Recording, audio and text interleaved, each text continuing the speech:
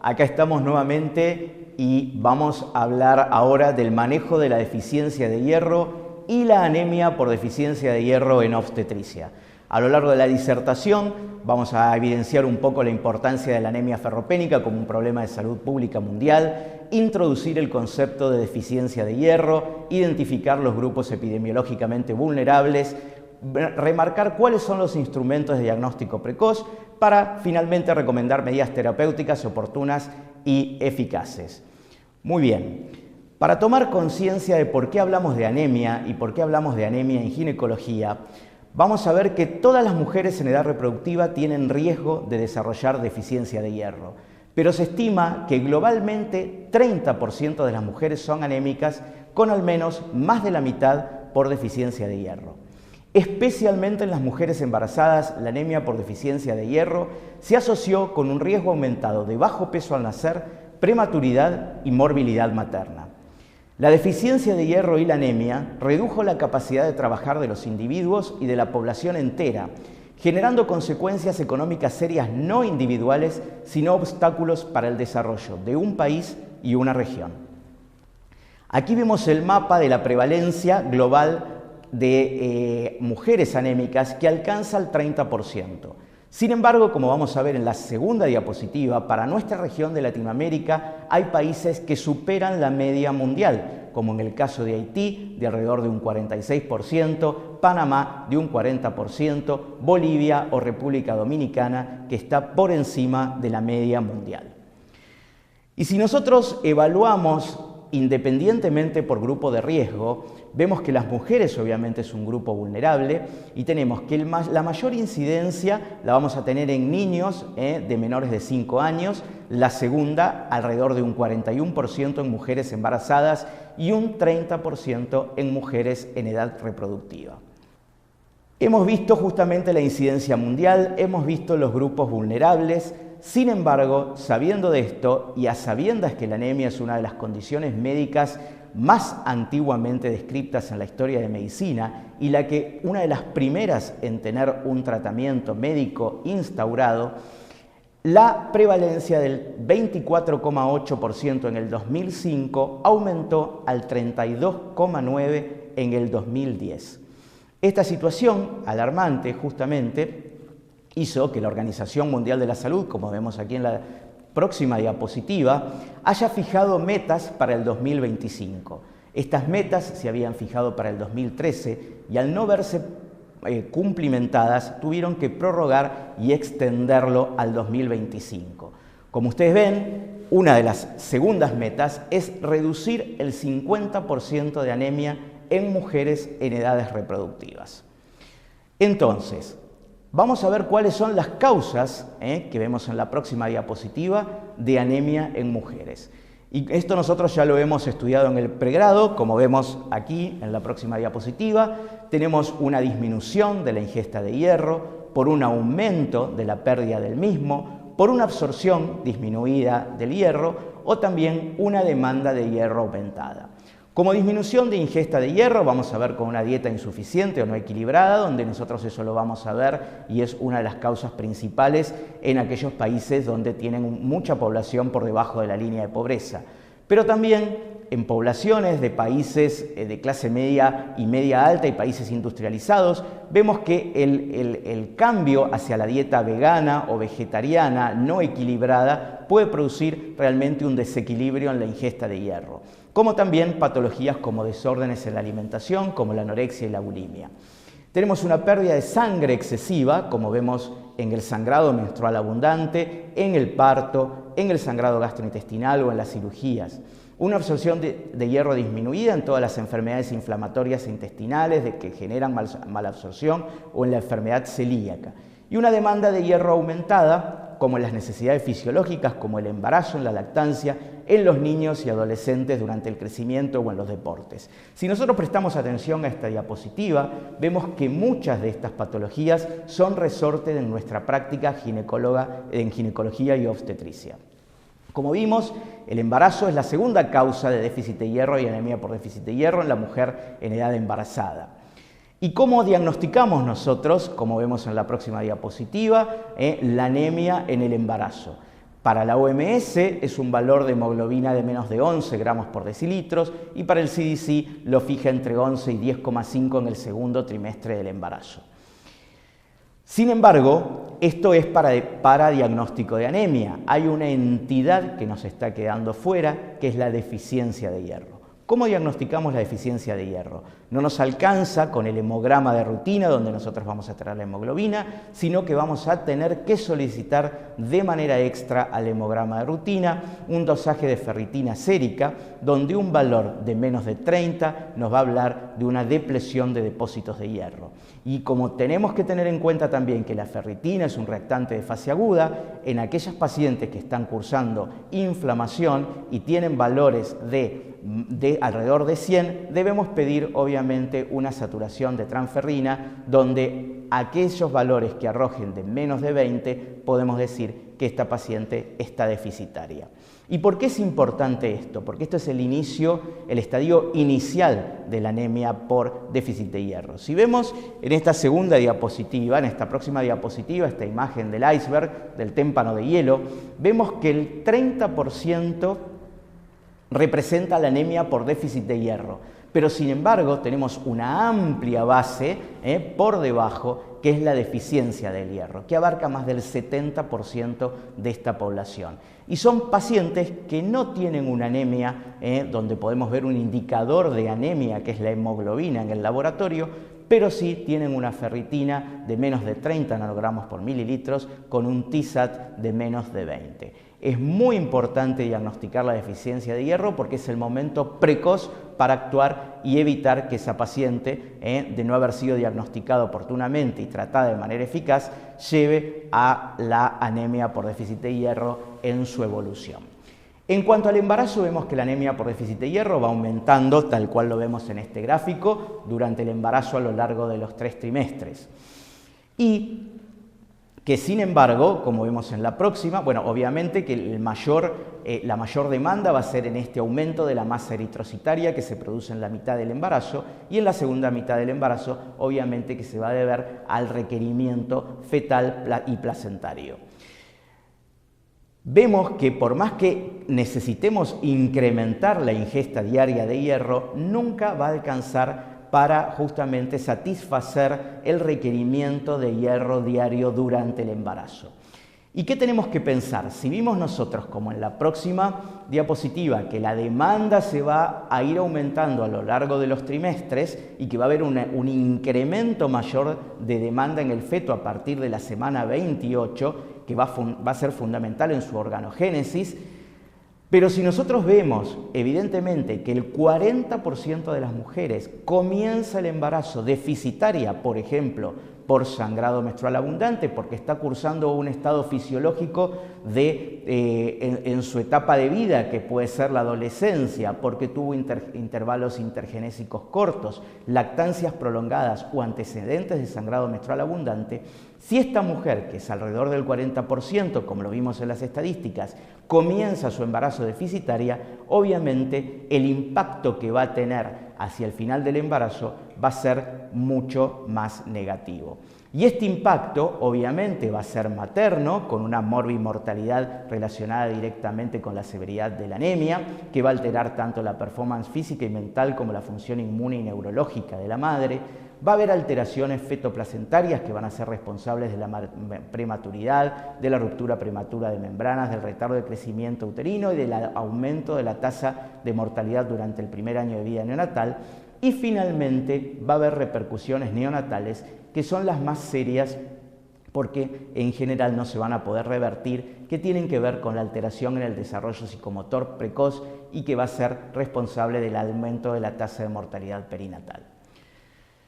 Como vemos, la anemia está directamente y proporcionalmente relacionada con la mortalidad prenatal y perinatal, como vemos en este gran estudio que es galés de 54.000 pacientes, donde se relacionaron los niveles de hemoglobina con los desenlaces adversos neonatales y obviamente es altamente significativa los desenlaces negativos en aquellos niveles bajos de menos de 10,4 gramos de hemoglobina por decilitro. Y hay algo que es muy importante, que también tiene que ver con un impacto de salud pública a nivel mundial, y justamente es la hemorragia posparto. La hemorragia posparto, como todos ustedes saben, es la primera causa de muerte materna a nivel global. Un gran estudio colaborativo encabezado por la OMS a nivel mundial determinó que la anemia por deficiencia de hierro preexistente coloca a la mujer en un alto riesgo de hemorragia posparto durante el nacimiento, ya que en el caso de presentarse este evento intempestivo y adverso, no va a tener realmente un resguardo hematológico para responder. Y aquí, como vemos, las conclusiones de este estudio, en la próxima diapositiva, vemos que el riesgo de la mortalidad materna en mujeres con anemia severa durante el embarazo y el posparto es significativamente de importancia en aquellas mujeres, es casi 2,5 veces más en aquellas mujeres con anemia severa, por lo cual la OMS concluye en este estudio que la prevención y el tratamiento de la anemia durante el embarazo y el posparto debe ser realmente un proyecto de salud pública a nivel mundial. Vamos a hablar ahora un poquitito entonces de las complicaciones neonatales que, como vimos, realmente son las que mayor impacto generan a lo largo de la vida de un individuo. Y en la próxima diapositiva vemos cómo la anemia por deficiencia de hierro durante el embarazo aumenta el riesgo de parto pretérmino y el bajo peso para nacer prácticamente al triple. Y tenemos que tener en cuenta que el requerimiento del hierro por parte del feto, que se transporta a través de la placenta, se produce en el 80-90% después de la semana 28-30 de embarazo. Esta transferencia del hierro puede ser inadecuada si la madre presenta deficiencia de hierro previo, como vimos en los casos mencionados anteriormente. Hay una asociación significativa en el riesgo de desarrollar déficit de hierro de aquellos niños nacidos de madres deficitarias, también casi el triple. Como ustedes sabemos, los niños deben mantener esos depósitos de hierro que fueron transferidos durante el embarazo durante los primeros 6 meses de vida. Entonces, en aquellos madres deficitarias no va a ser suficiente los depósitos para que el niño pueda mantener sus requerimientos de hierro. Esto pasa en el recién nacido a término. ¿Qué pasa con el recién nacido pretérmino? Los depósitos de hierro van a ser más bajos, ya que no ha podido completar en el primer trimestre este transporte de hierro materno-fetal, y a su vez van a tener mayor requerimiento para un crecimiento postnatal mucho más rápido, que es el famoso catch-up de los niños de retardo de crecimiento uterino o pretérmino. O sea que van a tener una mayor demanda de hierro, pero una deficiencia previa, por lo cual realmente la combinación es altamente negativa. Y como vemos aquí, para ver cómo influye el hierro en el desarrollo neurocognitivo fetal, vemos que es el cofactor esencial para la neurogénesis y la mielinización. O sea, no solamente para cofactor de la mielinización axonal, sino también de la arborización dendrítica. La deficiencia de hierro, que a su vez vimos que tiene una mayor incidencia en el bajo peso a nacer, en el parto pretérmino y el retardo de crecimiento uterino, va a producir, por esta asociación, un retraso en el desarrollo neurocognitivo. Pero ¿cómo actúa el hierro a nivel del cerebro? Como ustedes saben, cada órgano en el proceso de organogénesis va a tener un mayor requerimiento de oxígeno. Y este mayor requerimiento de oxígeno tiene que ver con la tasa de volumen de crecimiento de cada órgano. El que mayor requerimiento de oxígeno por la tasa de crecimiento, por la velocidad de tasa de crecimiento que tiene, es el cerebro. Y fundamentalmente el hipotálamo fetal, que es muy sensible a estas variaciones de oxígeno y tiene una ventana crítica para su desarrollo. Pasada esta ventana crítica, realmente los daños que se producen a nivel del hipocampo fetal realmente son irreversibles. Como vimos, el hierro va a ser cofactor para la síntesis lipídica de la mielinización, que tiene que ver con todo lo que es el aprendizaje cognitivo, la transmisión de impulsos, pero también con lo motor, es decir, la asociación de ideas por la arborización dendrítica y el transporte y la estimulación hacia el efector, como pasa en el caso de la lectoescritura. También en el hipocampo se va a afectar la síntesis de neurotransmisores, fundamentalmente la dopamina y la serotonina. La dopamina tiene que ver con la gratificación que produce el aprendizaje, la conducta gratificante, y la serotonina con el tema de la asimilación plástica por la memoria. Estos neurotransmisores son fundamentales para el aprendizaje, para la memoria, como también para los desarrollos conductuales.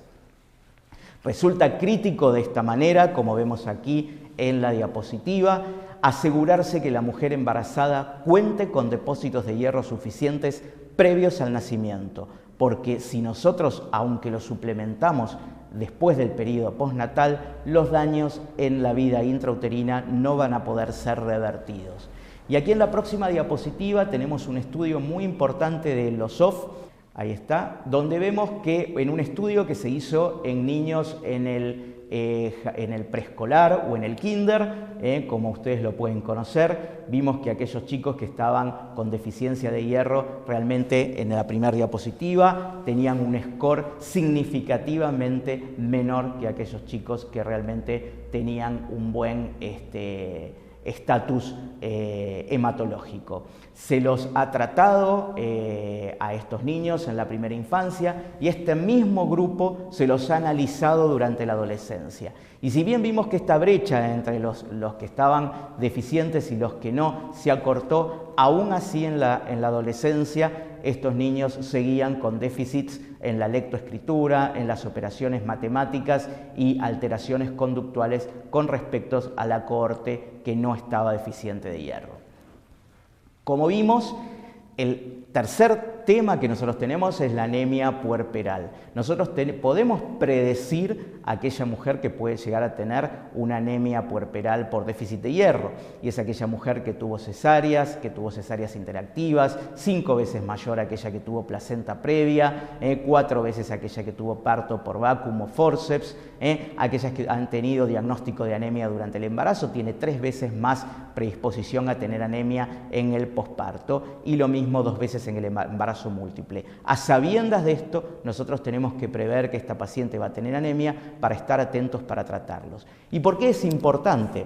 Porque el puerperio, como vemos en esta próxima diapositiva, va a producir una disminución en la reducción y la calidad de la producción de la leche, un acortamiento del periodo de lactancia, una mayor tendencia a los síntomas depresivos y alteraciones cognitivas y emocionales que obviamente van a atentar contra lo que tiene que ver la vinculación y la interacción materno-neonatal. La Asociación Americana del Colegio Americano de Ginecólogos y Obstetras hablan del puerperio como el 4.º periodo del embarazo y generalmente por las modificaciones hormonales, psicológicas y situacionales que se producen durante este periodo. Hay que tener hay que poner muchísimo foco en lo que tiene que ver con la prevención de la anemia para evitar justamente estas interacciones negativas en la vinculación materno-fetal. Ahora, ¿qué opciones tenemos para tratar con hierro a esta paciente que está deficitaria? Obviamente tenemos el hierro oral, el intravenoso, los agentes estimulantes de la eritropoyesis y la transfusión, que obviamente es lo que nosotros tenemos que evitar, el requerimiento transfusional de la paciente tratada y diagnosticada oportunamente. ¿Cuándo damos hierro oral? En general cuando no es una enfermedad crónica, cuando no hay mala absorción, cuando son pequeños los montos de hierros requeridos y cuando no hay tiempo crítico para reponer y obviamente que haya una buena compliance y adherencia al tratamiento. ¿Cuándo tenemos que pasar al hierro intravenoso? En aquellos casos de enfermedad crónica donde hay algún problema de mala absorción del mismo. Cuando hay un moderado gran requerimiento de hierro, necesitemos una rápida reposición, como es en el caso de las cirugías programadas. Los agentes estimulantes de eritropoyesis es para otra clase, son para los déficits de eritropoyesis, como por ejemplo la insuficiencia renal crónica, y obviamente, como dijimos, la transfusión es el recurso que tendríamos que evitar. Entonces, como sabemos, en la próxima diapositiva, el tratamiento con hierro oral, tenemos los complejos de las sales ferrosas y los complejos de hierro polimaltosado, que como vemos son los que mejor resultado tienen. Y a modo así de checklist podemos ver en la próxima diapositiva que la administración de hierro debe ser entre 160 y 200 miligramos día de manera diaria, aunque los últimos estudios están preconizando la administración día intermedio para favorecer obviamente su absorción. Los complejos férricos van a ser mejor tolerados que los complejos ferrosos, no van a tener interacción los complejos IPC con la comida, evitando justamente las molestias gastrointestinales que son las responsables del abandono del tratamiento o falta de compliance. Cuando nosotros vemos que esto realmente no se cumple, vamos a tener que rápidamente pasar a la opción del hierro intravenoso. ¿Cuándo entonces indicamos el hierro intravenoso? Cuando hay una ausencia de respuesta al tratamiento oral. ¿Y cómo evaluamos nosotros esta falta de respuesta o de eficacia al tratamiento oral? Cuando no logramos un aumento de hemoglobina de más de 1 gramo en por lo menos 2 semanas o 1,5 gramos en un mes. Cuando la hemoglobina obviamente es menor de 8, donde el tiempo para reponer va a ser muy largo y sabemos que en el embarazo tenemos un tiempo limitado, o cuando hay una intolerancia oral por los efectos colaterales gastrointestinal y no nos podemos asegurar una completa compliance. Y obviamente cuando vamos a tener una necesidad de un rápido incremento de hemoglobina, como es en el riesgo de la hemorragia posparto o en el caso de los testigos de Jehová, donde tenemos que ofrecerle el mejor estatus hematológico a sabiendas de que no van a poder recibir ningún tipo de transfusión. Entonces, ¿cómo se da el hierro intravenoso? Nosotros tenemos 2 formulaciones, como vemos en la próxima diapositiva, que es el hierro sacarosa y el hierro carboximaltosa. El hierro sacarosa es el más conocido, pero últimamente nosotros estamos virando hacia la indicación del hierro carboximaltosa por la facilidad de su administración. Se administra en una infusión de 15 minutos con una dosis de 1000 miligramos máximo por semana y realmente nosotros podemos llegar a tener en 15 días el doble de respuesta que nosotros tenemos con el hierro vía oral, como vemos aquí en el próximo cuadro, donde vemos que a los 14 días realmente logramos un aumento de 2 gramos de hemoglobina, lo que es justamente lo que tenemos en la curva roja, y para alcanzar ese mismo nivel prácticamente necesitaríamos más de 42 días con el hierro endovenoso, con el hierro vía oral, por lo cual el hierro intravenoso es una muy buena opción cuando necesitamos una rápida reposición ante la eventualidad de un evento hemorragíparo. Muy bien. Para finalizar, algunos mensajes para llevar a casa. Vemos que la deficiencia de hierro es la causa más importante de anemia, especialmente en la mujer, y que impacta negativamente sobre la calidad de vida, pero también incrementa las tasas de morbimortalidad cuando hay enfermedades condicionantes. La deficiencia de hierro y la anemia ferropénica debe ser considerada una condición médica seria a tratar y no un mero valor de laboratorio. Y algunos datos para la utilidad práctica en el consultorio diario es: hay que optimizar el diagnóstico de la deficiencia de hierro, pensar en ferritina en aquellas poblaciones de riesgo, que es la que dijimos: embarazos adolescentes, intervalos intergenésicos cortos, lactancia prolongada, dieta insuficiente, dieta vegetariana, antecedentes de sangrado menstrual abundantes, y pedir una ferritina. Con un valor de ferritina de menos de 30 debemos instaurar el tratamiento de hierro de manera precoz.